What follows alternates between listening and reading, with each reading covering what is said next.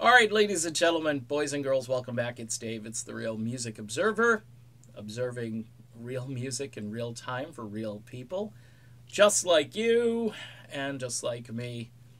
Keith Richards is sober, according to Ultimate Classic Rock magazine. He did this little interview where they talk with both Keith and Ronnie Wood from the Rolling Stones, and Keith says that, yeah, I just got fed up with it, couldn't do it anymore. Look, the traditional way of wanting to kick this habit isn't the way Keith Richards followed this.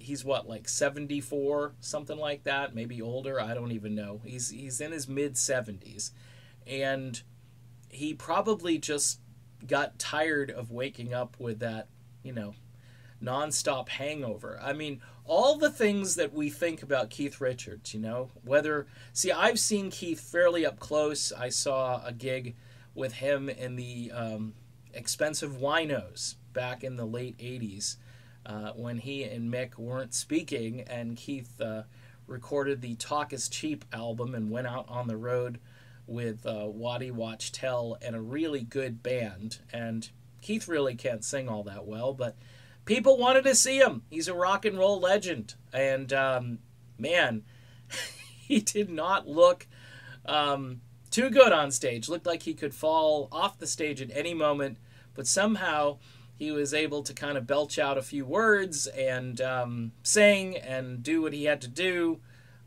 We were all waiting for his big radio single at the time, which was called Take It So Hard. And it was a good show. It's one of those rock and roll nostalgic moments where you get to see this icon. And, not too many Rolling Stones tunes. I think they did Happy. They might have done another Stones tune. I can't remember. It was so long ago. But if somebody had said the next day to me, Keith Richards just passed away, I would have been like, yeah. And here it is, like 30 years later, and this same thing still holds true. The guy is just a testimony to bad living. Can you imagine anybody else getting away with this? No. You've got people that take care of themselves, and they're done at like 30 or 40 or 50. It's just dumb. But Keith Richards, it's the rock and roll way. And there's kind of a lament in this article that, hey, rock must be dead now because Keith Richards is sober. This is some pretty weird stuff. But it's, if you're a younger person, the rock and roll lifestyle, all right, which apparently you have to live. Some people have to live this in order to feel like they're actually in the rock and roll lifestyle. It'll kill you. It'll kill you. It killed a lot of people. 27 years old is an age where a lot of them didn't go past, and it's because they got involved with heavy-duty drugs or alcohol. The lesson here is that Keith Richards is kind of a mutation.